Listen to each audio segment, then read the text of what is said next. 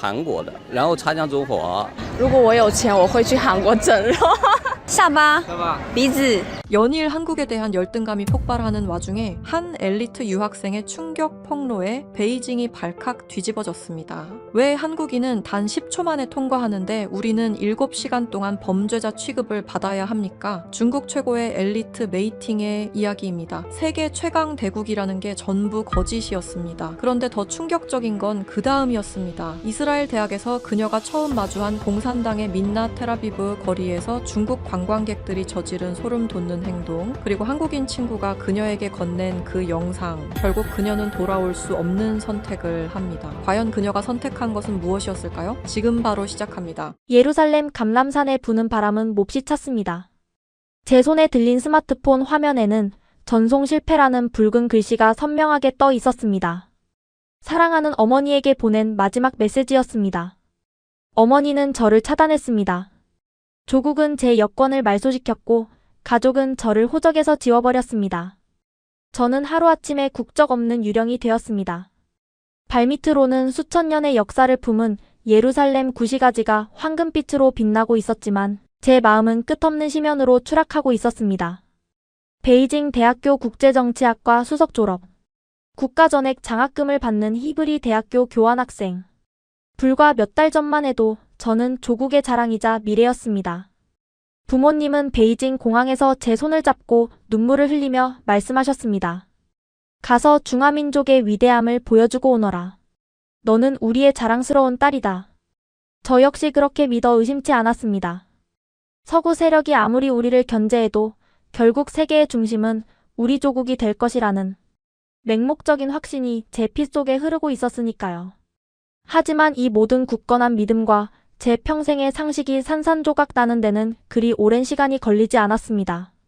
이 비극적인, 아니 어쩌면 제 인생 가장 위대한 각성의 시작은 세계에서 가장 보안이 뚫기 어렵다는 이스라엘 벤구리온 공항의 작고 차가운 취조실이었습니다. 그리고 그곳에서 저는 평생 잊지 못할 제 존재 자체를 부정당하는 충격적인 광경을 목격했습니다. 10시간의 긴 비행 끝에 이스라엘 텔아비브의 벤구리온 공항에 도착했을 때 저는 세상을 다 가진 것 같은 승리감에 도취되어 있었습니다. 중동 최고의 명문이라는 히브리 대학교에서 글로벌 엘리트들과 어깨를 나란히 할 생각에 가슴이 벅차올랐습니다.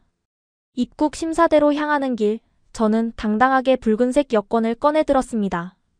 G2 국가의 엘리트 국민이라는 자부심이 제 어깨를 한껏 펴게 만들었죠. 하지만 제 차례가 되어 심사관에게 여권을 내미는 순간 공기의 흐름이 순식간에 차갑게 얼어붙었습니다. 제 여권을 받아든 이스라엘 심사관의 눈빛이 무섭게 돌변했습니다. 그는 아무 말 없이 무전기로 무언가를 짧게 지시하더니 턱짓으로 다른 쪽을 가리켰습니다. 당신, 저쪽 붉은 선을 따라가십시오. 일반적인 입국 심사대가 아니었습니다. 무장한 공항 보안 요원 2명이 제 양옆에 섰고 저는 죄수처럼 끌려가듯 공항 구석에 창문 하나 없는 하얀 방으로 안내되었습니다. 영화에서나 보던 별도 신문실이었습니다. 가방을 책상 위에 올리십시오. 노트북과 스마트폰, 태블릿 PC 모두 전원을 켜서 잠금을 해제하세요. 몸이 건조하지만 위압적인 목소리에 저는 당황해서 영어로 더듬더듬 항변했습니다. 저는 히브리 대학교 초청을 받은 교환학생입니다. 여기 공식 입학 허가서도 있고요. 왜 제 개인 물건을 함부로 검사하는 겁니까? 그러자 심사관은 헛웃음을 치며 저를 쏘아보았습니다. 베이징 대학교에서 오셨군요. 거기가 당신들 공산당 산업 스파이 양성소 아닙니까? 우리 이스라엘의 첨단 기술을 훔쳐가려고 위장 입학하는 경우가 한두 번이 아니란 말입니다. 당장 기기 잠금 푸세요. 스파이 양성소라니. 저는 귀를 의심했습니다. 14억 인구 중 최고의 인재들만 모인다는 명문대가 졸지에 범죄자 양성소 취급을 받다니요. 얼굴이 화끈거리고 수치심에 손끝이 떨렸지만 총을 찬 요원들 앞에서 제가 할 수 있는 것은 아무것도 없었습니다. 그들은 제 노트북의 모든 폴더를 뒤졌습니다. 연구 논문 초안, 개인적인 사진, 심지어 위챗 메신저의 은밀한 대화 내용까지 번역기를 돌려가며 샅샅이 검열했습니다. 전공이 국제정치학이라는 이유로 그들의 추궁은 더욱 집요해졌습니다. 공산당, 청년단 소속이냐, 이스라엘 정부 기관의 서버에 접근하라는 지시를 받았냐는 둥 모욕적인 질문이 끊임없이 쏟아졌습니다. 1시간이 지나고 2시간이 지났습니다. 방광이 터질 것 같았지만 화장실조차 요원의 감시하에 다녀와야 했습니다. 3시간이 넘어가자 다리가 풀리고 눈물이 핑 돌았습니다. 옆방에서는 저처럼 끌려온 다른 중국인 유학생이 억울하다며 오열하는 소리가 들려왔습니다. 우리는 세계를 호령하는 대국이라고 배웠는데 왜 타국 땅에서 이런 벌레만도 못한 취급을 받아야 하는 걸까요? 4시간째에 접어들 무렵 요원이 잠시 자리를 비우면서 반쯤 열려놓은 신문실 출입문 너머로 바깥의 일반 입국 심사대 상황이 슬쩍 눈에 들어왔습니다. 저와 비슷한 또래의 동양인 학생 무리가 심사대 앞에 서 있었습니다. 저는 속으로 생각했습니다. 아, 저들도 곧 나처럼 이 끔찍한 방으로 끌려오겠구나. 아시아인에 대한 지독한 인종차별이 틀림없어. 하지만 다음 순간 벌어진 일은 제 뇌구조를 완전히 붕괴시켜버렸습니다. 깐깐하기 그지없던 이스라엘 심사관들이 그 동양인 학생들을 보자마자 얼굴에 환한 미소를 띠는 것이었습니다. 오, 한국에서 오셨군요. 환영합니다. 히브리 대학교로 가시나요? 심사관은 학생들의 여권을 펼쳐보지도 않고 도장을 쾅쾅 찍어주었습니다. 심지어 보안 요원 한 명은 학생들에게 다가가 서툰 발음으로 한국의 아이돌 그룹 이름을 말하며 농담을 건네기까지 했습니다. 그들이 심사대를 통과하는 데 걸린 시간은 단 10분. 웃으며 손을 흔들고 공항을 빠져나가는 그들의 모습. 뒤로 칠흑 같은 절망감에 빠진 제 모습이 유리창에 비쳤습니다. 그들이 심사관에게 건넸던 여권은 붉은색이 아니었습니다. 세련된 다크그린 색상의 대한민국 여권. 그 짙은 초록빛이 제 망막에 불도저처럼 밀고 들어와 깊게 박혔습니다. 결국 4시간 반의 지옥 같은 취조 끝에 간신히 입국 허가를 받았지만 공항문을 나서는 제 영혼은 이미 갈갈이 찢겨 있었습니다. 대체 왜 그들은 VIP 대우를 받고 우리는 잠재적 테러리스트 취급을 받는 걸까요? 그때는 몰랐습니다. 그 여권 색깔의 차이가 만들어낸 결과가 단순히 정치적 동맹이나 경제력의 문제가 아니라 두 나라가 가진 영혼과 시민의식의 거대한 격차 때문이라는 것을요. 그리고 진짜 끔찍한 악몽은 이스라엘의 눈부신 태양 아래 히브리 대학교 캠퍼스 안에서 이제 막 입을 벌리고 저를 기다리고 있었습니다. 지옥 같았던 벤구리온 공항을 빠져나와 예루살렘 스코프스산 정상에 자리 잡은 히브리 대학교 기숙사에 도착했을 때 저는 이미 녹초가 되어 있었습니다. 창밖으로는 수천 년 역사가 숨쉬는 예루살렘의 전경이 한눈에 내려다 보였지만 제 눈에는 아무것도 들어오지 않았습니다. 그저 침대에 쓰러져 당장이라도 고향으로 도망치고 싶은 마음뿐이었죠. 하지만 다음날 아침 눈부신 중동의 햇살과 함께 마주한 캠퍼스의 현실은 저를 더 깊은 절망의 늪으로 밀어 넣었습니다. 짐을 정리하고 기숙사 라운지로 나갔을 때 룸메이트인 이스라엘 학생 탈리아와 처음 마주쳤습니다. 그녀는 곱슬거리는 갈색 머리를 넘기며 사람 좋은 미소로 인사를 건넸습니다. 안녕, 너가 중국에서 온 이란이구나. 만나서 반가워. 그런데 혹시 너의 캐리어나 노트북에 우리 이스라엘 국방부 와이파이를 해킹할 만한 감시 장비 같은 건 없지? 하, 농담이야. 농담이라고 덧붙였지만 그녀의 눈빛 한 구석에는 묘한 경계심이 서려 있었습니다. 제 얼굴은 붉게 달아올랐습니다. 세계 최고의 명문대의 교환학생으로 온 저를 그녀는 마치 언제든 정보를 빼돌릴 준비가 된 스파이처럼 대하고 있었던 겁니다. 저는 애써 미소를 지으며 아니라고 답했지만 입안은 모래를 씹은 것처럼 까끌까끌했습니다. 진짜 굴욕은 첫 수업에서 시작되었습니다. 기데온 교수가 진행하는 국제기술 안보 세미나 시간이었습니다. 이스라엘 최고의 기술 안보 전문가로 꼽히는 기데온 교수는 강의실 전면 스크린에 세계 각국의 혁신 지수와 지적재산권 관련 통계를 띄웠습니다. 현대 사회에서 기술은 곧 국가의 생존입니다. 이스라엘이 주변의 수많은 적대국 사이에서 살아남을 수 있었던 것도 바로 이 압도적인 기술 혁신 덕분이죠. 하지만 여러분, 혁신을 창조하는 국가가 있는 반면 타인의 혁신을 훔쳐서 덩치만 키우는 국가도 있습니다. 그는 레이저 포인터로 스크린의 한쪽 끝 붉은색으로 칠해진 거대한 그래프를 가리켰습니다. 중국이었습니다. 최근 중국의 급격한 기술 발전 이면에는 심각한 지적, 재산권 침해가 자리 잡고 있습니다. 겉으로는 화려해 보이지만 속을 들여다보면 서방 국가들의 기술을 불법적으로 복제하고 해킹하여 얻어낸 결과물들이 태반이죠. 이스라엘 정부 기관들이 최근 중국산 장비 도입을 전면 금지한 것도 바로 이런 보안 위협 때문입니다. 혁신이 없는 복제는 결국 모래 위에 지른 성일 뿐입니다. 강의실에 앉아있던 수십 명의 다국적 학생들의 시선이 일제히 저를 향하는 것이 느껴졌습니다. 마치 제 이마에 도둑이라는 글자가 적혀 있는 것 같았습니다. 참을 수가 없었습니다. 저는 떨리는 손을 번쩍 들고 더듬거리는 영어로 외쳤습니다. 교수님, 그건 서방 언론의 편견입니다. 중국은 5,000년의 역사를 가진 문명국이고 지금은 우리만의 독자적인 자본과 인력으로 세계 최고의 전기차와 드론 기술을 개발하고 있습니다. 우리는 훔치는 게 아니라 스스로 창조하는 겁니다. 강의실에 싸늘한 침묵이 흘렀습니다. 기대온 교수는 안경을 치켜 올리며 특유의 냉소적인 미소를 지었습니다. 이란 학생, 5,000년 역사라는 말은 참 매력적입니다. 하지만 과거의 영광이 현재의 불법을 정당화할 수는 없습니다. 방금 전기차를 언급하셨죠. 이스라엘 국방부가 얼마 전에 내린 긴급 지시 사항을 혹시 알고 계십니까? 그는 노트북을 몇 번 두드리더니 새로운 뉴스 기사를 스크린에 띄웠습니다. 중국산 전기차, 이스라엘 군사기지 출입 전면 금지. 차량에 내장된 센서와 카메라가 기밀 정보를 중국 서버로 빼돌릴 수 있다는 국가안보국의 판단 때문입니다.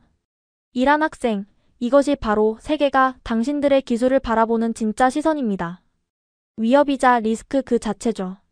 저는 더 이상 아무 말도 할 수 없었습니다. 반박할 증거가 제게는 없었으니까요. 고개를 푹 숙인 채 수업이 끝나기만을 기다렸습니다. 14억 대국의 엘리트라는 자부심은 벵구리온 공항에서 한 번, 그리고 이 차가운 강의실에서 또 한 번 무참히 짓밟혔습니다. 수업이 끝나고 도망치듯 빠져나와 학생 식당으로 향했습니다. 구석진 자리에 앉아 식은 샌드위치를 억지로 삼키고 있을 때였습니다. 식당 중앙의 대형 TV에서 이스라엘 현지 뉴스가 흘러나오고 있었습니다. 히브리어 앵커의 목소리 아래로 영어 자막이 깔렸습니다. 이스라엘 정부가 아시아 국가 중 최초로 대한민국과 자유무역 협정을 공식 발효했습니다. 이스라엘 경제부 장관은 한국을 민주주의 가치를 공유하는 가장 신뢰할 수 있는 혁신 파트너라고 극찬했습니다. 화면 속 이스라엘 관료들은 짙은 초록색 여권을 가진 한국의 외교관들과 환하게 웃으며 악수를 나누고 있었습니다. 순간 제 옆 테이블에서 밥을 먹던 이스라엘 학생들이 뉴스를 보며 환호성을 질렀습니다. 대박이다. 이제 한국산 화장품이랑 전기차를 더 싸게 살 수 있겠네. 맞아. 우리 아빠도 이번에 회사 차를 다 한국 브랜드 현대로 바꾼다고 하시더라. 잔고장도 없고 시스템 보안이 철저해서 이스라엘 정부 기관에서도 공식 관용차로 한국 차만 쓴대. 그들의 대화 속에서 한국이라는 단어는 신뢰와 동경의 상징이었습니다. 중국산 전기차는 스파이 취급을 받으며 군사기지에서 쫓겨났는데 한국의 자동차는 이스라엘 정부의 공식 관용차로 대우받고 있었습니다. 그때 제 앞자리에 누군가 식판을 내려놓았습니다. 고개를 들어보니 단정하게 묶은 머리에 담담한 눈빛을 가진 동양인 여학생이었습니다. 여기 자리 비었지. 같이 앉아도 될까? 그녀가 바로 세인이었습니다. 한국에서 온 교환학생. 공항에서 단 10분 만에 모든 심사를 통과하고 환한 미소로 빠져나갔던 그 부러운 무리 중 한 명이었습니다. 난 세인이라고 해. 너는 국제정치학 수업 듣는 이란 맞지? 그녀의 인사에 대답하기도 전에 주변에 있던 다른 외국인 학생들이 세인에게 다가왔습니다. 세인, 너 어제 새로 나온 K-팝 뮤직비디오 봤어. 안무가 너무 멋지더라. 나중에 나 한국어 좀 가르쳐주면 안 돼? 세인, 너가 쓰는 그 스마트폰 새로 나온 갤럭시 시리즈 맞지? 나도 다음번엔 그걸로 바꾸려고. 카메라 성능이 장난이 아니더라. 세인은 사람들의 관심과 호의에 익숙한 듯 여유롭고 친절하게 대답해 주었습니다. 그녀의 주위에는 항상 밝고 긍정적인 에너지가 넘쳤습니다. 이스라엘 학생들, 유럽에서 온 유학생들, 심지어 식당의 청소 노동자까지도 세인에게는 친근하게 인사를 건넸습니다. 저는 식판만 뚫어지게 쳐다보며 속으로 수천 번 질문을 던졌습니다. 도대체 왜? 우리는 세계 2위의 경제 대국이고 인구도 14억이나 되는데 저 작은 5천만 인구의 나라는 어떻게 전 세계 어딜 가도 VIP 대우를 받는 거지? 왜 내 옆에 이 한국인 친구는 어딜 가나 환영받고 나는 어딜 가나 잠재적 범죄자 취급을 받으며 눈치를 봐야 하는 건가? 머릿속이 복잡해졌습니다. 공항에서 겪었던 차별은 단순한 우연이 아니었습니다. 이스라엘 캠퍼스, 아니, 전 세계가 이미 두 나라를 완전히 다른 시선으로 바라보고 있었습니다. 한국은 믿을 수 있는 파트너이자 문화를 선도하는 동경의 대상이었고 중국은 덩치만 큰 위협이자 훔치는 자들이었습니다. 하지만 제 안의 맹목적인 애국심은 이 명백한 현실 앞에서도 어떻게든 변명거리를 찾으려 몸부림쳤습니다. 아니야. 이건 그냥 정치적인 문제일 뿐이야. 이스라엘이 미국의 강력한 동맹국이니까 미국과 각을 세우고 있는 우리 중국을 일부러 깎아내리고 견제하는 것뿐이라고. 저들이 한국을 좋아하는 것도 그저 한국이 미국의 말을 잘 듣는 우방국이기 때문일 거야. 그래, 절대 우리 중국인들 자체에 문제가 있는 게 아니야. 저는 억지로 제 자신을 세뇌하며 애써 위안을 삼았습니다. 정치와 외교라는 거대한 프레임 뒤에 숨어 제가 느끼는 이 지독한 열등감을 합리화하려 했습니다.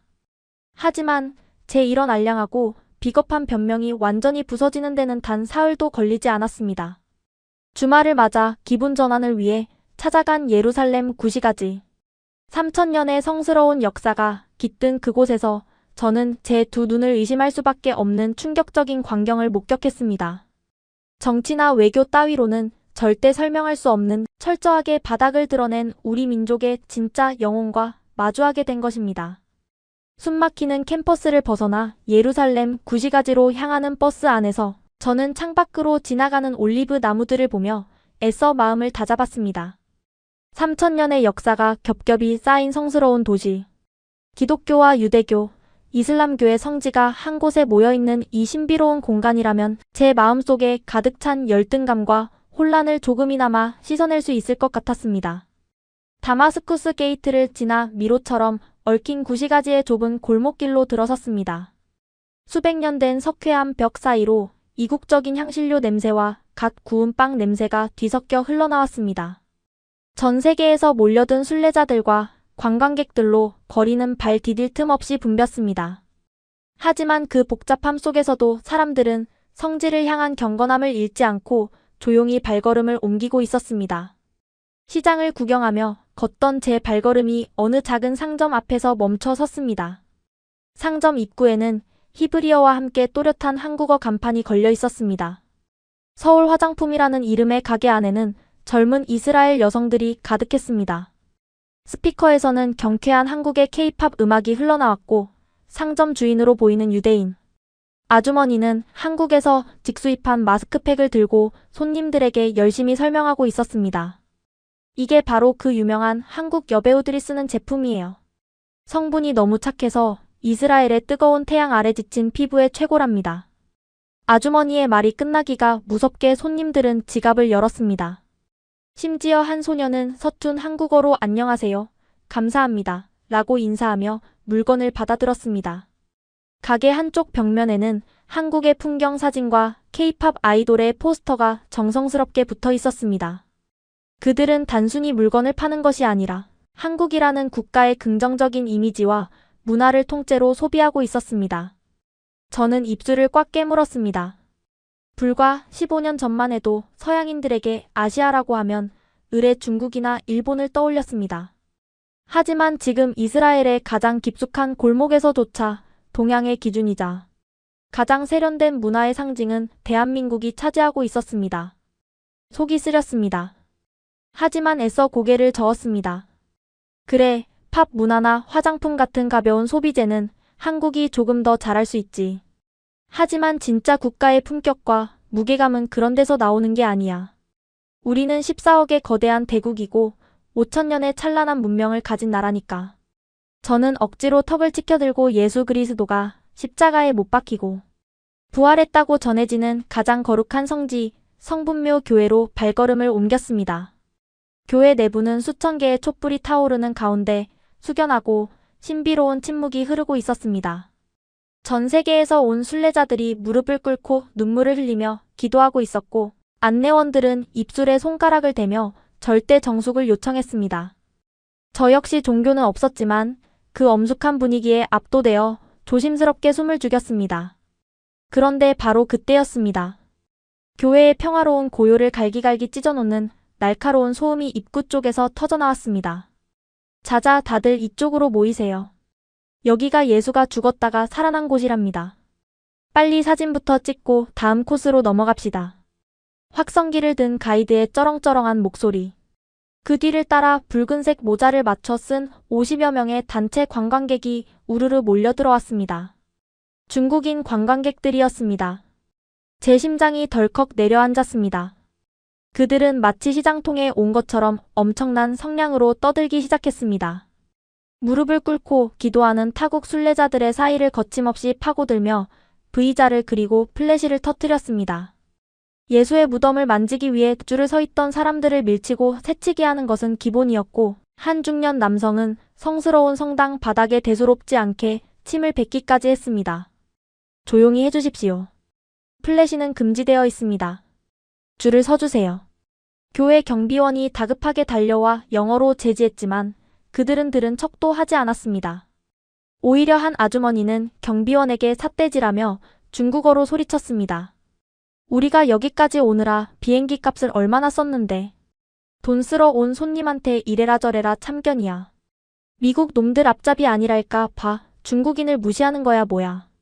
경비원은 기가 막힌다는 듯 이마를 짚었고 주변에 있던 수백 명의 외국인 관광객과 순례자들의 시선이 일제히 그 붉은 모자 무리를 향했습니다. 그들의 눈빛에 담긴 것은 분노를 넘어선 경멸이었습니다. 오마이갓. 또 중국인들이야. 제발 예의라는 것 좀 배웠으면 좋겠어. 저들은 다른 사람의 문화를 존중할 줄을 몰라. 돈만 많은 야만인들 같으니라고. 유럽에서 온 듯한 순례자들이 영어로 혐오감을 쏟아냈습니다. 그 순간 제 얼굴은 용광로에 처박힌 것처럼 붉게 달아올랐습니다. 14억을 대표한다는 5천년 문명국의 진짜 얼굴이 전 세계인이 지켜보는 가장 성스러운 장소에서 처참하게 발가벗겨지는 순간이었습니다. 같은 중국인으로 보일까 봐 너무나 두려웠습니다. 저는 고개를 푹 숙이고 백팩으로 얼굴을 반쯤 가린 채 도망치듯 교회 밖으로 뛰쳐나왔습니다. 숨이 턱 끝까지 차오를 때까지 구시가지의 골목을 달리고 또 달렸습니다. 한적한 돌계단에 주저앉았을 때 결국 참았던 눈물이 터져나왔습니다. 억울하고 분했습니다. 우리는 분명 가난을 벗어났고 세계 2위의 경제 대국이 되었습니다. 그런데 왜 우리의 시민의식은 이토록 천박한 걸까요? 왜 우리는 돈을 쓰면서도 욕을 먹고 세계 어느 곳에서도 존경받지 못하는 괴물이 되어버린 걸까요? 미국과 이스라엘의 정치적 견제 때문이라는 제 알량한 변명은 그 추악한 민낯 앞에서 산산조각 나버렸습니다. 우리 스스로가 전 세계의 조롱거리를 자처하고 있었던 겁니다. 이란 괜찮아. 누군가 조심스럽게 제 어깨를 두드렸습니다. 깜짝 놀라 고개를 들어보니 언제 다가왔는지 세인이 걱정스러운 얼굴로 저를 내려다보고 있었습니다. 그녀의 손에는 따뜻한 커피 2잔이 들려 있었습니다. 세인, 너가 어떻게 여기에? 성분묘 교회에서 나오는 널 봤어. 너무 창백해 보여서 따라왔지. 이거 마셔. 조금 진정될 거야. 그녀가 건넨 커피를 받아들자 그동안 쌓여있던 감정의 둑이 완전히 무너져 내렸습니다. 저는 이국 땅에서 만난 한국인 친구 앞에서 제 조국에 대한 깊은 수치심과 자기 혐오를 눈물과 함께 토해냈습니다. 세인, 난 정말 모르겠어. 우리나라는 엄청난 부자가 됐는데 왜 사람들은 이렇게 무례한 걸까? 왜 우리는 너희 한국 사람들처럼 전 세계에서 환영받지 못하는 거야? 경제력의 문제도 아니고 서방의 편견 때문만도 아니라는 걸 오늘 똑똑히 봤어. 대체 우리는 어디서부터 잘못된 걸까? 제 오열 섞인 질문에 세이는 잠시 먼 하늘을 바라보았습니다. 그리고는 천천히 입을 열며 저를 위로하듯 그러나 단호한 목소리로 말했습니다. 이란 경제 성장은 국가 주도로 20년이면 이뤄낼 수 있어. 건물은 높게 올릴 수 있고 도로는 넓게 깔 수 있지. 하지만 시민들의 영혼과 교양은 돈이나 강압적인 통제로 살 수 있는 게 아니야. 세인이 제 옆에 나란히 앉으며 조용히 말을 이었습니다. 국가가 자국민을 지배의 대상으로 보고 개인의 자유와 존엄을 짓밟으면 그 국민들 역시 타인을 존중하는 법을 잊어버리게 돼. 타국의 문화를 존중하는 태도는 내 나라에서 내 권리를 존중받아 본 사람만이 자연스럽게 가질 수 있는 거거든. 자유와 존엄. 한 번도 진지하게 생각해 본 적 없는 단어들이 제 가슴을 강하게 때렸습니다. 저는 혼란스러운 표정으로 세인을 바라보았습니다. 그게 무슨 뜻이야? 우리 중국도 인민을 위한 나라라고. 제 반문에 세인은 희미하고 슬픈 미소를 지었습니다. 그녀는 조용히 저를 바라보다가 말했습니다. 이란, 오늘은 여기까지만 하자. 너 많이 지쳤잖아. 내일 내가 보여주고 싶은 게 있어. 내일 오후에 나 좀 만나줄 수 있어? 저는 고개를 끄덕였습니다. 세인의 눈빛 속에는 단순한 동정을 넘어선 역사의 무게를 아는 사람만이 가질 수 있는 깊고 묵직한 진심이 담겨 있었습니다. 그리고 저는 그때까지만 해도 몰랐습니다.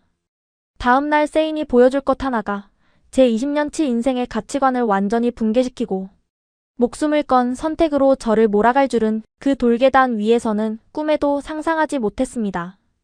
다음 날 오후 세인은 약속대로 기숙사 앞에서 저를 기다리고 있었습니다.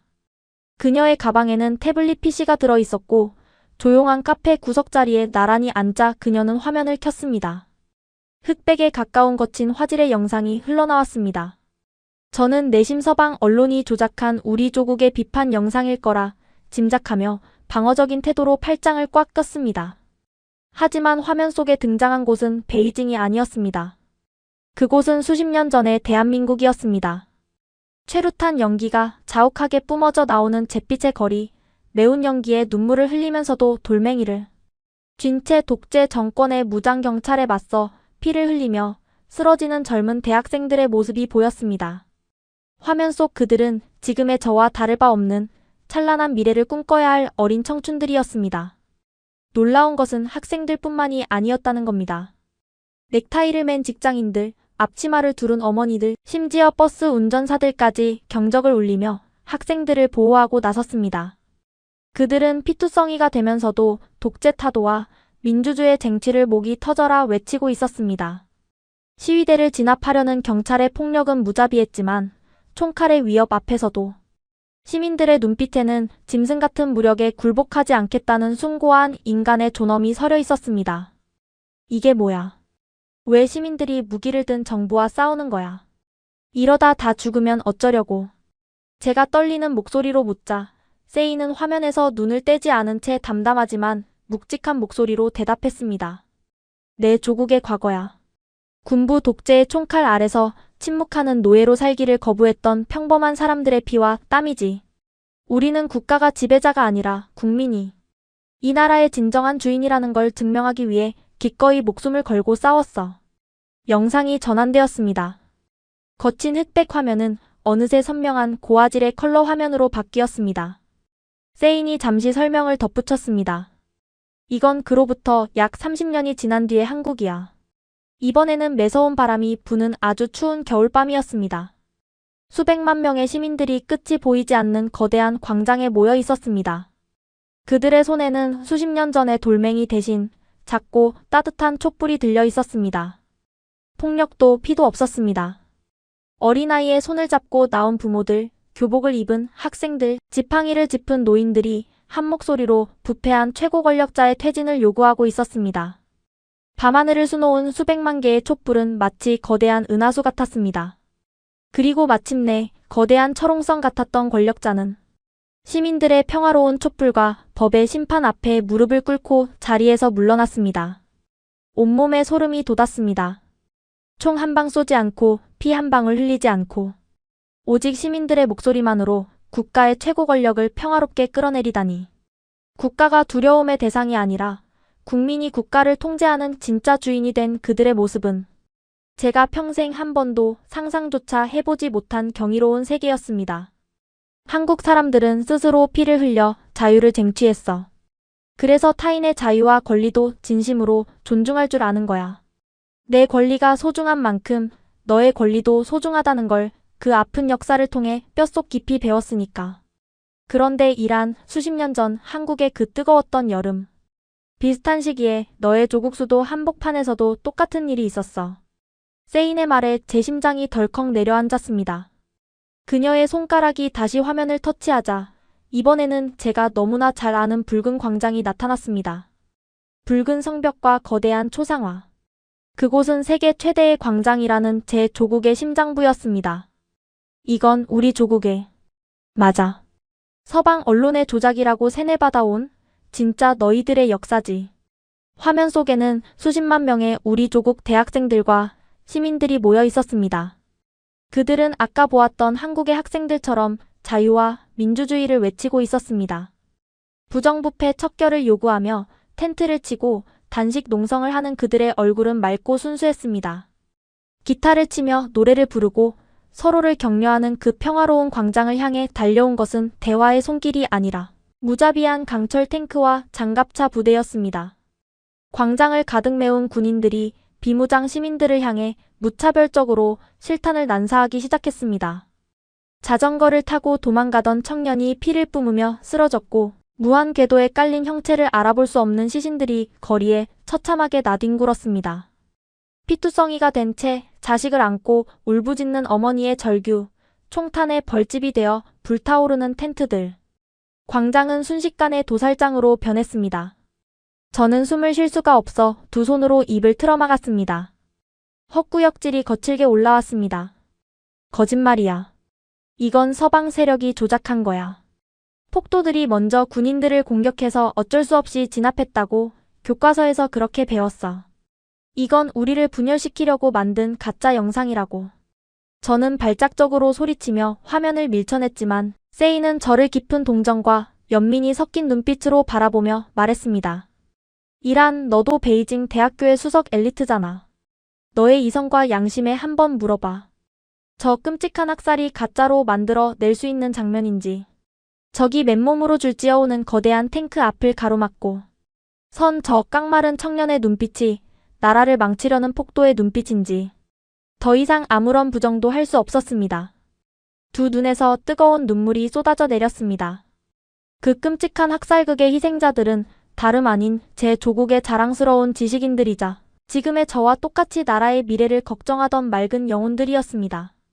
하지만 조국의 권력자들은 그 영혼들을 탱크로 깔아뭉개고 기관총으로 쏘아 죽인 뒤 역사에서 흔적조차 남기지 않고 지워버렸습니다. 한국은 독재와 싸워 이겼고 자유민주주의를 쟁취했어. 하지만 너희는 철저하게 짓밟혔지.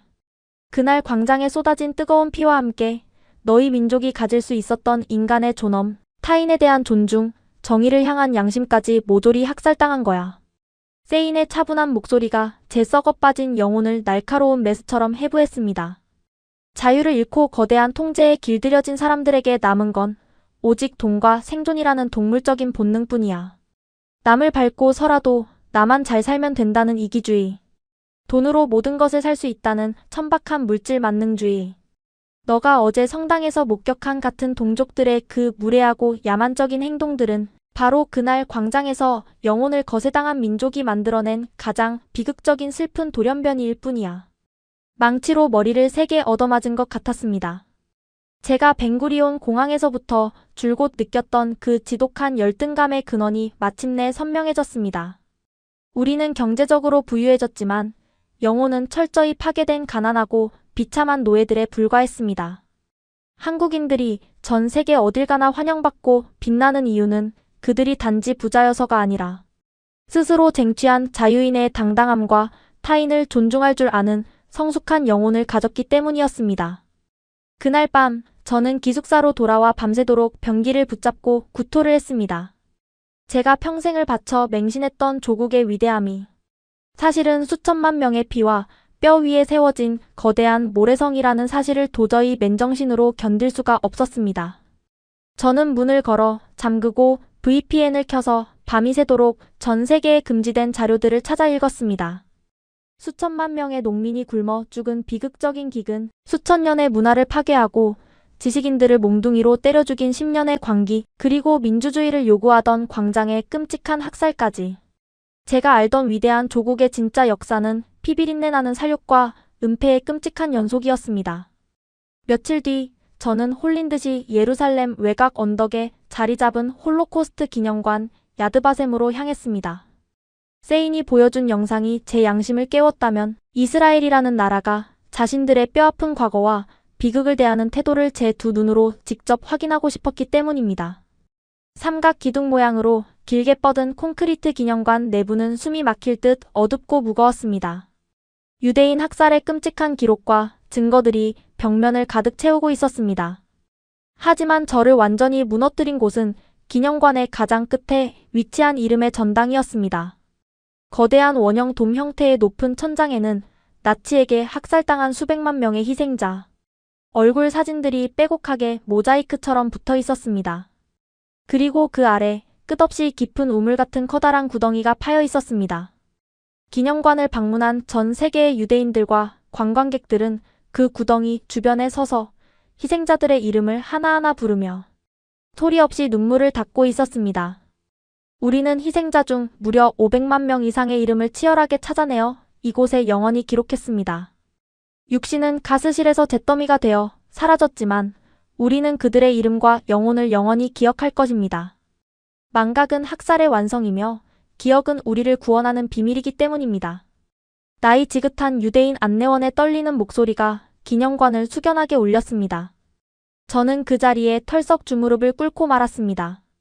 유대인들은 자신들을 죽인 가해자들의 끔찍한 만행을 전 세계에 낱낱이 고발하고 단 한 명의 희생자 이름이라도 더 기억하기 위해 수십 년 동안 전 세계를 뒤지며 증거를 모았습니다.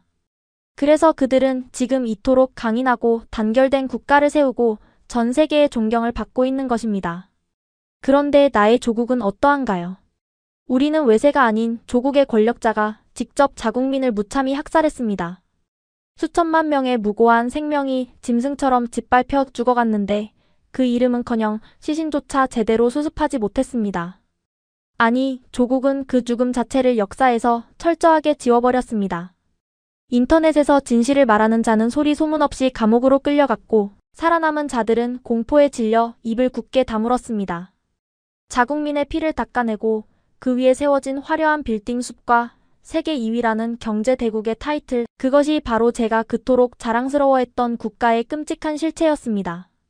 자기 민족의 죽음조차 기억하지 못하고 오히려 가해자인 독재자를 태양처럼 떠받들며 숭배하는 나라. 그런 나라의 국민이 어떻게 다른 나라의 문화와 사람들을 진심으로 존중할 수 있겠습니까?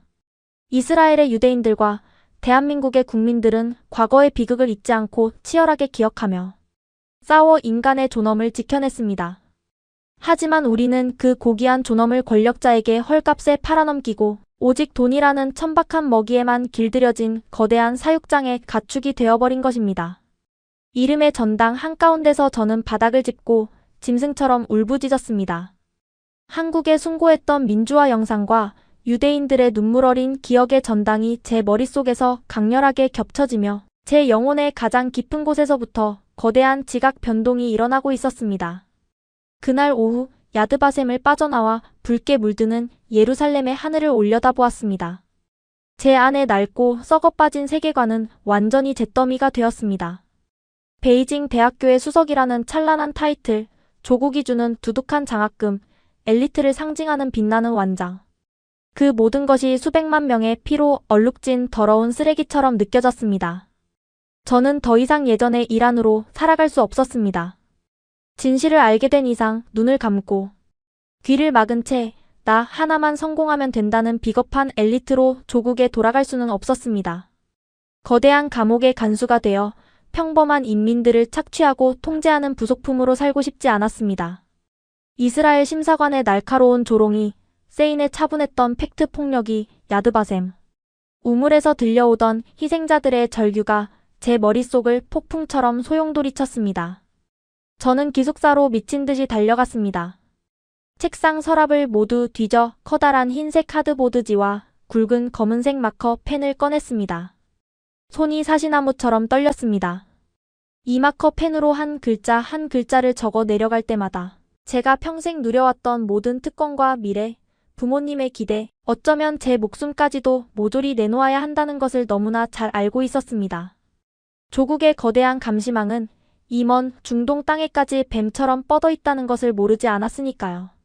하지만 제 심장 깊은 곳에서는 도저히 끌 수 없는 뜨거운 불길이 치솟아 오르고 있었습니다. 수십 년 전 대한민국의 광장에서 매운 연기를 마시며 쓰러져 갔던 그 젊은 대학생들의 결연한 눈빛이 저를 똑바로 쳐다보고 있는 것만 같았습니다. 그들처럼 짐승이 아닌 당당한 인간으로 살고 싶었습니다. 침묵하는 노예로 사느니 차라리 목소리를 내는 자유인으로 죽고 싶었습니다. 저는 숨을 깊게 들이마시고 하얀 보드 위에 서툰 히브리어와 영어, 그리고 제 조국의 언어로 커다랗게 글씨를 써내려갔습니다. 다음 날 아침, 중동의 건조한 바람이 기분 좋게 불어오는 히브리 대학교 정문 광장 앞. 수백 명의 다국적 학생들이 바쁘게 오가는 그 번화한 길목 한가운데로 저는 무거운 발걸음을 옮겼습니다. 그리고 숨을 크게 한번 내쉰 뒤 제 두 손으로 그 피켓을 머리 위로 번쩍 들어 올렸습니다. 제 평생의 모든 것을 건 이 무모하고도 숭고한 반역이 제 인생을 어떤 상상할 수 없는 지옥으로 끌고 들어갈지 피켓을 든 그 순간만 해도 저는 전혀 알지 못했습니다. 히브리 대학교 정문 앞 광장. 중동의 붉은 태양이 화살처럼 쏟아져 내리는 그 한복판에 저는 우두커니 섰습니다. 제 손에 들린 커다란 하얀 피켓에는 밤새 굵은 마커 펜으로 눌러쓴 선명한 글씨가 적혀 있었습니다. 진실을 은폐할 수는 없습니다. 천안문의 학살을 기억하십시오. 폭력적인 통제를 멈추고 인민에게 자유를 주십시오.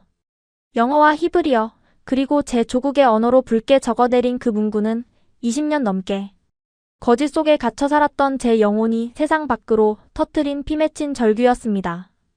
피켓을 치켜든 제 두 팔은 사시나무처럼 덜덜 떨렸고 심장은 금방이라도 갈비뼈를 뚫고 튀어나올 듯 거칠게 박동했습니다. 처음 10분 동안은 세상의 모든 공기가 저를 압사시킬 것만 같았습니다. 지나가는 다국적 학생들은 걸음을 멈추고 제 피켓을 유심히 읽어 내려갔습니다. 호기심 어린 시선들이 꽂힐 때마다 고개를 숙이고 싶었지만 저는 입술에서 피가 날 정도로 꽉 깨물며 억지로 버텼습니다. 놀라운 일은 그 다음부터 일어났습니다. 몇몇 이스라엘 학생들이 제게 다가와 조용히 엄지를 치켜세우며 영어로 엄청난 용기라고 당신의 행동을 지지한다고 말해주었습니다. 지나가던 한 유럽 유학생은 근처 카페에서 따뜻한 커피를 사다 제 발밑에 놓아주며 끝까지 응원하겠다고 속삭였습니다. 그들의 지지와 연대. 그것은 제가 난생 처음으로 겪어보는 국가의 감시와 검열을 거치지 않은 순수하고도 따뜻한 인간 대 인간의 온기였습니다. 눈시울이 붉어졌습니다. 내가 혼자가 아니라는 사실에 묘한 안도감이 밀려왔습니다. 하지만 그 작고 소중한 평화는 그리 오래가지 않았습니다. 정오가 지나고 대형 강의실에서 쏟아져 나오던 붉은 물이, 즉 제 조국에서 온 수십 명의 유학생들이 저를 발견한 것입니다. 처음에는 피켓의 내용을 믿지 못하겠다는 듯 눈을 비비며 다가오던 그들은 곧이어 피켓을 들고 있는 사람이 베이징 대학교의 수석 교환학생 이란이라는 사실을 확인하고는 짐승처럼 돌변했습니다. 저 배신자년. 네가 감히 조국을 팔아먹어. 순식간에 20여 명의 유학생들이 험악한 표정으로 저를 둥글게 에워쌌습니다. 그들의 눈빛에는 이성을 잃은 광기와 체제에 대한 맹목적인 적개심이 이글거리고 있었습니다. 미국 CIA 돈을 얼마나 처먹은 거냐. 서방 세계의 개가 돼서 나라를 비방하니까 배가 부르더냐. 이 매국노년아. 너 혼자 튀어보겠다고 수작 부리는 것 같은데 너 때문에 여기 이스라엘에 있는 우리 모두가 스파이로 의심받게 생겼잖아. 당장 그 더러운 종이 쪼가리 찢어버려. 얼굴을 붉힌 한 남학생이 쌍욕을 내뱉으며 제게 달려들어 피켓을 낚아채려 했습니다. 저는 본능적으로 온몸을 던져 피켓을 끌어안고 바닥에 뒹굴었습니다. 거친 아스팔트 바닥에 무릎이 까지고 피가 흘렀지만 저는 소나기에 힘을 풀지 않았습니다. 저들이 갈기갈기 찢어버리려는 것은 단순한 종이보드가 아니라 제가 평생을 바쳐 찾아낸 진짜 역사이자 한 인간으로서의 존엄이었기 때문입니다. 이거나 놓으라고 이 미친년아.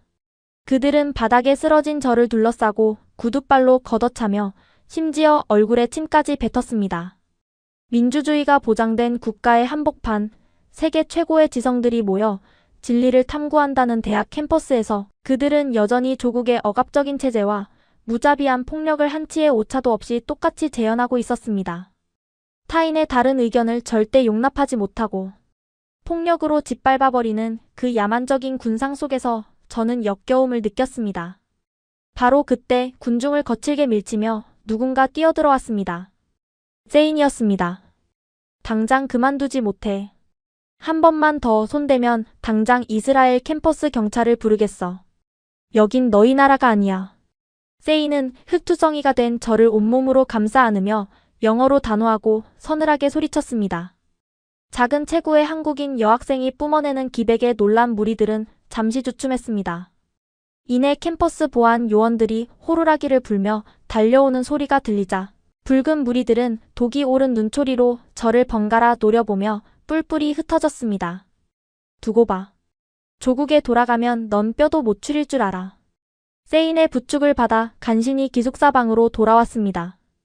찢어진 옷을 갈아입고 상처난 무릎에 소독약을 바르면서도 저는 덜덜 떨리는 몸을 주체할 수 없었습니다. 눈물이 쉴 새 없이 흘러내렸습니다. 하지만 이것은 제가 진실을 입에 올린 대가로 치러야 할 끔찍한 고통의 아주 작은 서막에 불과했습니다. 방 안의 무거운 정막을 깨고 침대 위에 던져두었던 제 스마트폰이 요란하게 울기 시작했습니다. 액정에 뜬 글자를 보는 순간 등줄기를 타고 서늘한 얼음장 같은 공포가 기어올랐습니다. 발신자 표시 제한. 떨리는 손으로 통화 버튼을 누르고 스마트폰을 귀에 가져다 댔습니다. 이란 학생. 히브리 대학교 교환학생 맞으시죠? 아주 차갑고 건조한 중년 남성의 목소리였습니다. 이스라엘이 아닌 제 조국의 언어인 중국어였습니다. 누구십니까? 텔아비브 주재 대사관입니다. 오늘 캠퍼스 광장에서 아주 불미스러운 소란이 있었다고 실시간으로 보고를 받았습니다. 이란 학생, 타국에서 학업에 스트레스가 많아 잠시 정신이 나간 모양인데 그깟 종이 쪼가리 하나 들고 서 있는다고 우리 조국의 위대한 체제가 무너질 것 같습니까? 목소리에는 화를 내는 기색조차 없었습니다. 오히려 감정이 철저히 배제된 그 싸늘한 어조가 언제든 저라는 작은 개인을 짓밟아 지워버릴 수 있다는 거대 권력의 오만함을 증명하고 있었습니다. 저는 정신이 나간 게 아닙니다. 거짓된 역사에 속아왔다는 걸 깨달았고 이제는 침묵하지 않기로 선택했을 뿐입니다. 제가 쥐어짜듯 떨리는 목소리로 항변하자 수화기 너머에서 짧고 불쾌한 비웃음 소리가 들려왔습니다. 진실, 선택, 어쭙잖은 영웅 놀이는 그쯤 해두시죠. 당신은 아무것도 선택할 권리가 없습니다. 이란 학생의 아버지가 베이징 제3구역의 세관에서 핵심 공무원으로 일하고 계시죠. 그리고 어머니는 매일 아침 8시 정각에 집 앞 인민공원으로 태극권을 하러 나가시고요. 동생은 이번에 칭화대학교에 입학 원서를 냈다고 들었습니다. 맞습니까? 제 심장이 천길 낭떠러지로 곤두박질 쳤습니다. 숨이 턱 막혀서 컥컥거리는 마찰음만 새어나왔습니다. 이란 학생 하나가 민주투사 행세를 하겠다고 설쳐대는 바람에 고국에 있는 그 훌륭한 가족들의 평화로운 일상이 하루아침에 산산조각 난다면 그것 참 끔찍한 비극 아니겠습니까? 사흘 안에 대사관으로 들어오십시오. 들어와서 반성문을 쓰고 조국을 비방하는 서구 세력의 꼬임에 넘어가 돈을 받고 거짓된 시위를 했다는 자백 영상을 찍으십시오.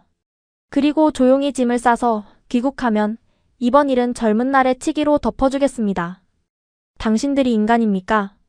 내 가족은 아무것도 모릅니다. 아무 잘못이 없어요. 제발 우리 가족은 건드리지 마십시오. 제가 비명을 지르듯 소리쳤지만 남자는 일말의 동요도 없이 말을 이었습니다. 선택은 당신이 하는 겁니다. 우리 조국은 배신자를 절대 잊지 않고 용서하지도 않습니다. 사흘입니다. 대사관 문턱을 넘지 않는다면 그 이후에 베이징의 가족들에게 벌어질 모든 파멸은 온전히 당신의 이기심 탓입니다. 뚜뚜뚜. 전화가 끊겼습니다. 저는 스마트폰을 바닥에 내동댕이 치고 머리칼을 쥐어뜯으며 방바닥을 뒹굴었습니다. 짐승 같은 절규가 터져나왔습니다. 거대한 국가의 권력이 2000km가 넘게 떨어진 중동의 작은 방 안까지 독사처럼 다리를 틀고 들어와 제 목을 조르고 있었습니다. 그들은 저를 직접 체포하거나 때리지 않았습니다. 대신 제가 세상에서 가장 사랑하는 부모님의 목숨줄을 쥐고 저를 협박했습니다. 그것이 바로 조국이 인민의 입을 틀어막고 영혼을 지배하는 가장 비열하고 악랄한 방식이었습니다. 그날 밤부터 사흘은 영원히 끝나지 않을 지옥이었습니다. 기숙사 방문을 굳게 걸어 잠그고 창문의 블라인드까지 모두 내렸지만 누군가 어둠 속에서 저를 감시하고 있다는 지독한 편집증적 공포에서 벗어날 수 없었습니다. 스마트폰을 다시 켜보니 조국의 유학생들이 사용하는 온라인 커뮤니티와 위챗, 메신저는 이미 저를 향한 끔찍한 사이버 마녀 사냥으로 도배되어 있었습니다. 제 얼굴 사진에 붉은색 X자가 쳐진 끔찍한 합성 이미지가 수천 번씩 공유되고 있었고, 저를 납치해서 강간하고 토막 내 죽여버리겠다는 섬뜩한 살해 협박 메시지가 초 단위로 쏟아졌습니다. 심지어 제가 사는 기숙사 동과 방 번호까지 버젓이 공개되어 있었습니다. 이스라엘에서 저와 친하게 지냈던 유학생 친구들은 보복이 두려워 일제히 저를 연락처에서 차단했습니다. 저는 철저하게 고립된 바다 한가운데의 외로운 섬이 되었습니다. 어둠 속에서 무릎을 끌어안고 덜덜 떨며 밤을 새웠습니다. 대사관에서 최후 통첩으로 못 박은 사흘의 시한이 시시각각 다가오고 있었습니다. 당장 대사관으로 달려가서 무릎을 꿇고 살려달라고, 제가 미쳤었다고 빌어야 할까. 대본대로 거짓 자백 영상을 찍고 꼬리를 내리면 적어도 내 부모님과 동생은 무사할 수 있지 않을까. 하지만 그렇게 조국으로 끌려가면 저는 평생 감시 속에 살며 영혼 없는 고기 덩어리로 전락하게 될 것이 뻔했습니다. 살아도 살아있는 것이 아닌 짐승의 삶을 살게 될 것입니다. 자유와 가족, 신념과 혈육, 인간이 마주할 수 있는 가장 잔혹한 선택의 기로에서 저는 완전히 붕괴해버렸습니다. 숨을 쉴 때마다 가슴 한가운데에 시뻘겋게 달궈진 쇠꼬챙이가 박히는 것처럼 고통스러웠습니다. 멍한 눈으로 책상 위에 놓인 태블릿 PC를 바라보았습니다. 야드바셈 기념관의 끝없는 이름들과 세인이 보여주었던 그 찬란하고도 끔찍했던 수십 년 전의 역사. 영상들이 환영처럼 스쳐 지나갔습니다. 거대한 탱크 앞을 홀로 맨몸으로 가로막았던 그 깡마른 청년은 지켜야 할 가족이 없었을까요? 칠흑 같은 어둠 속에서 촛불을 들고 광장으로 나섰던 한국의 수백만 시민들은 잃을 것이 없어서 거리에 섰을까요? 그들은 모두 알고 있었던 겁니다. 오늘 내가 두려움에 굴복하고 무릎을 꿇으면 내일 내 자식은 더 끔찍한 통제의 지옥에서 입이 꿰매어진 노예로 살아야 한다는 것을요. 진정한 자유란 누군가의 피눈물 나는 숭고한 희생 없이는 절대 거저 주어지지 않는다는 그 무겁고도 무서운 진리를 말입니다. 사흘째 되는 날 아침 동이틀 무렵이었습니다. 저는 밤새 잠을 이루지 못하고 뒤척이다가 간신히 정신을 부여잡고 있었습니다. 바로 그때였습니다. 굳게 닫혀있던 제 기숙사 방문을 누군가 미친 듯이 두드리기 시작했습니다. 쾅쾅쾅. 문고리가 금방이라도 부서질 듯이 거칠게 돌아갔습니다. 공포에 질려 숨소리조차 내지 못하고 침대 구석으로 몸을 웅크렸을 때 문 밖에서 들려온 다급하고 절박한 목소리에 제 심장은 그야말로 산산조각이 나고 말았습니다. 이란. 나 세인이야. 제발 문 좀 열어봐. 당장. 기숙사 방문이 부서져라 두드리는 소리의 주인공은 중국 공안도 이스라엘 경찰도 아닌 한국인 친구 세인이었습니다. 극도의 공포에 질려 침대 구석에서 바들바들 떨고 있던 저는 그녀의 다급한 목소리에 간신히 정신을 차리고 기어가듯 바닥을 짚으며 문을 열었습니다. 문 밖에는 창백하게 질린 세인과 기숙사 사감 선생님이 서 있었습니다. 세인의 손에는 학교 행정실에서 급하게 출력해 온 듯한 영문 공문서 한 장이 들려 있었습니다. 이란 놀라지 말고 들어. 방금 이스라엘 주재 중국 대사관에서 히브리 대학교 총장실로 공식 긴급 공문을 보냈어. 너가 조국의 국가 안보를 위협하고 체제를 전복하려는 반국가 행위를 저질렀다면서 오늘부로 너의 모든 장학금을 취소하고. 세인은 차마 뒷말을 잇지 못하고 입술을 깨물었습니다. 제 심장이 차갑게 얼어붙는 것 같았습니다. 장학금 취소. 그리고 또 뭔데? 말해줘, 세인. 너의 조국 여권을 공식적으로 말소시켰어. 넌 이제 합법적인 신분을 잃은 불법 체류자야. 중국 대사관은 이스라엘 정부에 너를 범죄자 신분으로 즉각 강제 추방해달라고 공식 송환 요청을 넣은 상태야. 머릿속에서 거대한 폭탄이 터진 것 같았습니다. 다리에 힘이 풀려 그대로 바닥에 주저앉았습니다. 여권 말소. 그것은 단순히 종이 수첩 하나가 사라진 것이 아니었습니다. 제가 이 세상에 존재한다는 유일한 증명서이자 22해 동안 저를 지탱해 주었던 국가라는 거대한 울타리가 저를 밖으로 내동댕이 치고 문을 굳게 닫아버렸다는 뜻이었습니다. 저는 이제 이 넓은 지구상 그 어디에도 속하지 못한 이름도 국적도 없는 유령이 되어버린 것입니다. 안 돼. 내 가족. 베이징에 있는 우리 부모님은 어떻게 되는 거야? 저는 발작을 일으키듯 소리치며 방바닥에 내동댕이 쳤던 스마트폰을 미친 듯이 찾았습니다. 액정이 산산조각이 난 스마트폰을 부여잡고 덜덜 떨리는 피투성이 손가락으로 익숙한 번호를 눌렀습니다. 통화 연결음이 울리는 단 몇 초의 시간이 수십 년처럼 길고 고통스럽게 느껴졌습니다. 여보세요. 전화를 받은 사람은 어머니였습니다. 하지만 평소에 그 다정하고 우아하던 목소리가 아니었습니다. 공포와 눈물에 잔뜩 짓눌려 형체를 알아볼 수 없을 만큼 처참하게 갈라진 쇳소리였습니다. 엄마, 저 이란이에요. 엄마 괜찮으세요? 무슨 일 없으셨어요? 너 도대체 타국 땅에서 무슨 미친 짓을 저지른 거니? 어젯밤에 무장한 공안들이 우리 집에 구둣발로 밀고 들어왔어. 온 집안을 다 때려 부수고 너의 방에 있던 책이랑 컴퓨터를 전부 압수해 갔어. 반역자의 소굴이라면서.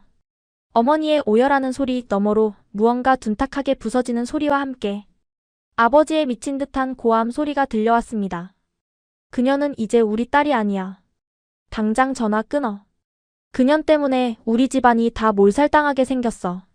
평생 당당하고 강직했던 아버지가 짐승처럼 울부짖고 계셨습니다. 눈앞이 하얗게 전멸했습니다. 숨이 쉬어지지 않아 가슴을 퍽퍽 쳤습니다. 엄마, 미안해요. 제가 정말 미안해요. 저는 그저 우리가 속고 살았다는 진실. 그깟 진실이 너의 부모 목숨보다 중요하니. 너희 아빠 오늘 아침에 직장에서 파면당했어. 평생을 바친 직장인데 짐도 못 챙기고 쫓겨났어. 너의 남동생은 칭화대학교 입학이 전면 취소됐어. 연좌제야. 우리 가족은 이제 베이징에서 숨도 쉬고 살 수 없는 천민이 되어버렸다고. 어머니의 절규가 제 귓막을 찢고 들어와 심장에 비수를 꽂았습니다. 거대한 국가 권력은 20대 여학생 하나를 굴복시키기 위해 가장 비열하고 악랄하게 그 가족의 핏줄을 인질로 잡고 난도질을 하고 있었습니다. 제발 돌아와 이란. 지금 당장 대사관에 가서 무릎을 꿇고 살려달라고 빌어. 서방 세력의 세뇌당해서 미쳐졌다고 혀를 깨물고 자백해. 제발 이 어미를 살려다오. 너희 아빠가 목을 매달고 죽겠다고 저러고 있어. 제발 돌아와. 어머니는 수화기 너머에서 숨이 넘어가도록 통곡하며 제게 애원했습니다. 당장이라도 비행기 표를 끊어 조국으로 날아가 그들의 발밑에 엎드려 제 영혼을 다 바치겠다고 맹세하고 싶었습니다.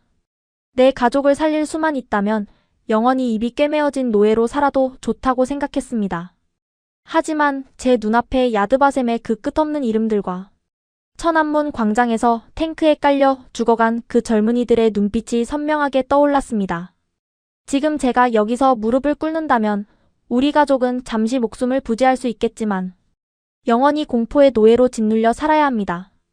부당한 폭력에 고개를 숙이면 그 폭력은 더 거대한 괴물이 되어 내 남동생의 입을 틀어막고 내 자식들의 영혼까지 갉아먹을 것입니다. 누군가는 이 잔혹한 압제의 사슬을 끊어내야만 했습니다. 설령 그 대가가 저 자신의 파멸일지라도 말입니다. 저는 피가 나도록 꽉 깨물었던 입술을 열었습니다. 제 목소리는 놀라울 정도로 차분하고 서늘하게 가라앉아 있었습니다. 엄마, 저는 돌아가지 않을 거예요. 뭐? 너 지금 뭐라고 했니? 조국은 거짓말을 했어요. 인민의 피를 빨아먹고 짐승처럼 사육하고 있어요. 저는 깨어나 버렸어요. 다시는 눈과 귀가 막힌 고기 덩어리로 돌아갈 수 없어요. 인간의 존엄을 버리고 노예로 사느니 저는 여기서 국적 없는 자유인으로 죽겠습니다. 수화기 너머에서 짙은 침묵이 흘렀습니다. 어머니의 오열도 아버지의 고함도 일순간 멈췄습니다. 그 소름 끼치는 정적 끝에 들려온 어머니의 마지막 목소리는 이전까지 저를 키워주었던 따뜻한 어머니의 것이 아니었습니다. 그것은 체제에 완전히 세뇌되어 이성을 잃어버린 차갑고 잔혹한 낯선 타인의 목소리였습니다. 그래. 알겠다. 넌 이제 내 딸이 아니다. 오늘부로 우리는 너를 호적에서 판다. 조국의 은혜를 저버린 매국노는 내 자식이 아니야. 우리는 널 낳은 적도 없고 모르는 사람이다. 영원히 돌아오지 마라. 뚝. 통화가 끊겼습니다. 미친 듯이 다시 번호를 눌렀지만 지금 거신 번호는 수신이 정지되었다는 차가운 기계음만이 돌아올 뿐이었습니다. 그 순간 제 안에서 무언가 툭 하고 끊어지는 소리가 났습니다. 세상 천지에 저를 지탱하고 있던 마지막 밧줄이 불타 없어진 것입니다. 저는 바닥에 쓰러져 짐승처럼 울부짖었습니다. 머리를 벽에 찍고 가슴을 쥐어뜯으며 오열했습니다. 살점이 떨어져 나가는 것 같은 고통. 사랑하는 가족에게 존재 자체를 부정당하고 버림받았다는 사실은 조국에게 여권을 빼앗긴 것보다 수천 배는 더 잔혹한 지옥의 고통이었습니다. 며칠 동안 저는 식음을 전폐하고 죽은 사람처럼 누워만 있었습니다. 중국 유학생들의 조리돌림은 갈수록 심해졌고 중국 대사관은 이스라엘 경찰을 동원해 저를 체포하려 혈안이 되어 있었습니다. 당장 내일이라도 중국으로 강제 송환되어 쥐도 새도 모르게 처형될지 모른다는 끔찍한 공포가 제 숨통을 조였습니다. 그런 저를 지옥의 밑바닥에서 건져 올려준 것은 다름 아닌 한국인 친구 세인이었습니다. 그녀는 매일 제 방에 찾아와 억지로 밥을 먹이고 제 손을 잡고 밤새워 저를 위로했습니다. 그리고 어느 날 그녀는 중년의 동양인 남성 한 분을 제 기숙사 방으로 모시고 왔습니다. 이란 인사해. 이분은 예루살렘에서 국제 난민과 인권 문제를 돕고 계신 김 변호사님이셔. 한국계 미국인이시지. 단정한 정장 차림의 김 변호사는 제 창백한 얼굴을 보며 따뜻하고 단단한 미소를 지어 보였습니다. 이란 씨 이야기 모두 들었습니다. 참으로 험난하고 용기 있는 결정을 내리셨군요. 당신의 케이스는 아주 명백하고 교과서적인 정치적 박해입니다. 대사관의 협박, 여권 말소 통보, 온라인에 쏟아진 살해 협박 증거들까지. 이 정도면 이스라엘 정부나 미국에 정치적 망명을 신청하기에 차고 넘치는 조건입니다. 망명. 제가 조국을 버리고 다른 나라의 보호를 받는 난민이 된다는 뜻이었습니다. 믿을 수가 없어 눈만 끔벅이는 제게 김 변호사가 다가와 제 차가운 손을 굳게 잡았습니다. 저희 아버지도 한국의 군부 독재 시절 민주주의를 외치다 정보부에 끌려가 모진 고문을 당하시고 미국으로 망명하셨습니다.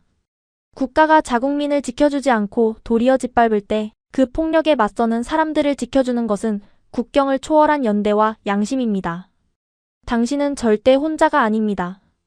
제가 당신의 새로운 방패가 되어드리겠습니다. 눈물이 핑 돌았습니다. 제 조국은 저를 배신자라 부르며 짓밟고 제 부모마저 저를 버렸는데 전혀 일면식도 없는 한국계 변호사와 한국인 친구는 저를 살리기 위해 기꺼이 자신들의 손을 내밀어주고 있었습니다. 이것이 바로 피와 눈물로 자유를 쟁취해 본 성숙한 민주 시민들이 가진 거대한 인류애와 품격이었습니다. 게다가 히브리 대학교 총장실에서도 기적 같은 성명을 발표했습니다. 학문의 자유와 표현의 자유는 우리 대학에 타협할 수 없는 핵심 가치입니다. 히브리 대학교는 부당한 정치적 탄압에 맞선 이란 학생을 중국으로 강제 추방하는 일에 절대 동의하지 않을 것이며 그녀가 안전하게 망명 절차를 밟을 수 있도록 캠퍼스 내의 피난처와 장학금을 계속 지원할 것입니다. 유대인들이 세운 학교와 한국인들이 제 삶의 든든한 요새가 되어주었습니다.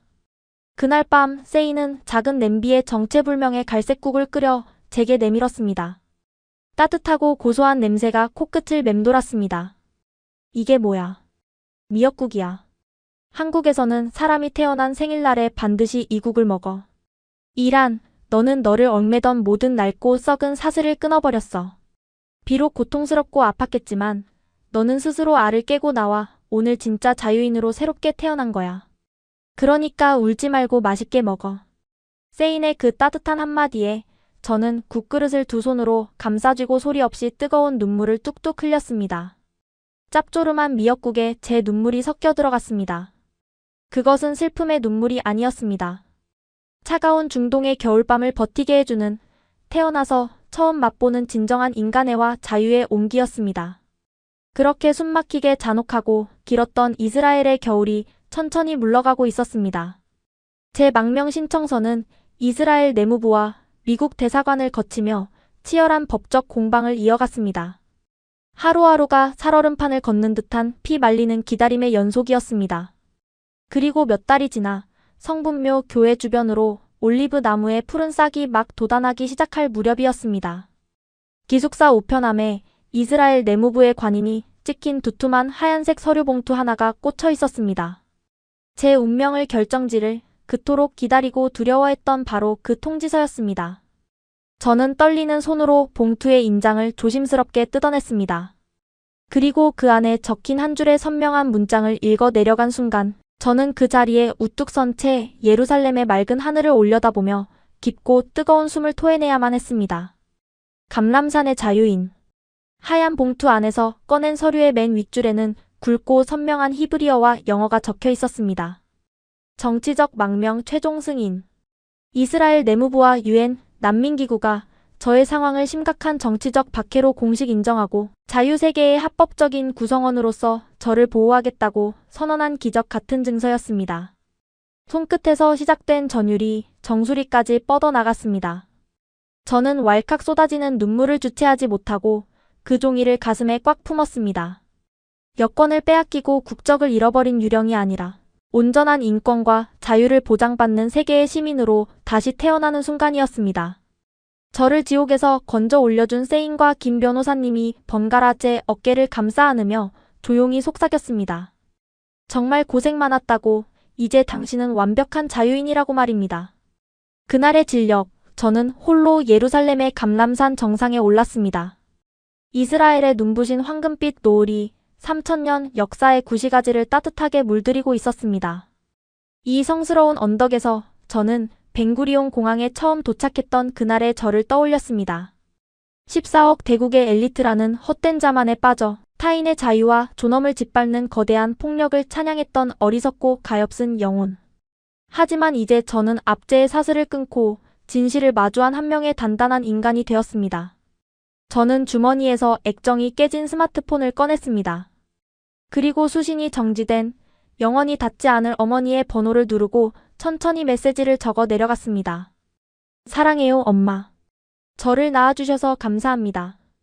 비록 조국과 가족은 저를 버렸지만 저는 한 번도 당신들을 원망하지 않습니다. 언젠가 우리의 고향에도 그날의 한국처럼 촛불이 타오르고 억압의 벽이 무너지는 날, 그때 자유로운 바람이 되어 다시 만나요. 전송 버튼을 누르자 화면에는 역시나 붉은색 글씨로 전송 실패라는 알림이 떴습니다. 하지만 저는 더 이상 울지 않았습니다. 이 메시지는 당장 베이징에 닿지는 못하겠지만 제가 쟁취한 이 자유의 씨앗은 언젠가 반드시 거대한 장벽을 넘어 조국의 얼어붙은 땅에 싹을 틔울 것을 믿었기 때문입니다. 저의 등을 떠밀어준 한국의 뜨거웠던 민주화 역사, 그리고 아무런 조건 없이 저의 방패가 되어준 한국인들의 고귀한 연대는 영원히 제 피 속에 남아있을 것입니다. 저는 감람산에 부는 맑은 바람을 깊게 들이마시며 조국이 있는 동쪽 하늘을 향해 천천히 그리고 아주 당당하게 미소를 지었습니다. 여러분, 지금까지 이스라엘에서 목숨을 걸고 자유를 쟁취한 베이징 대학교 엘리트 이란의 사연을 함께 하셨습니다. 어떠셨습니까? 14억 인구를 짓누르는 거대한 감시망, 7,000km를 날아온 한 유학생의 고독한 사투, 그리고 한 명의 20대 여학생이 목숨을 걸고 마주해야 했던 수십 년 전 광장의 끔찍한 진실. 중국 대사관이 거세게 압박하며 그녀의 추방을 요구했을 때 히브리 대학교의 총장은 전 세계 언론 앞에서 이렇게 선언했습니다. 우리는 14억의 거대한 폭력보다 진실을 향해 촛불을 든 단 한 명의 자유인을 더 깊이 존경합니다. 아무도 그녀의 외침을 믿어주지 않을 때, 가족마저 그녀를 등지고 조국이 그녀의 이름을 지워버렸을 때, 그녀의 곁을 조용히 그리고 묵묵히 지켜준 것은 스스로 피를 흘려 자유를 쟁취해본 긍지를 가진 한국인 친구와 한국계 변호사였습니다. 이 이야기가 더 많은 사람에게 닿아야 한다고 생각하신다면 지금 영상을 공유해 주십시오. 여러분의 공유 하나가 진정한 자유와 국격이 무엇인지 세상에 알리고 부당한 독재에 신음하는 이들에게 희망을 전하는 위대한 연대가 됩니다. 가슴이 뜨거워지셨다면 댓글에 자유 두 글자만 남겨주십시오.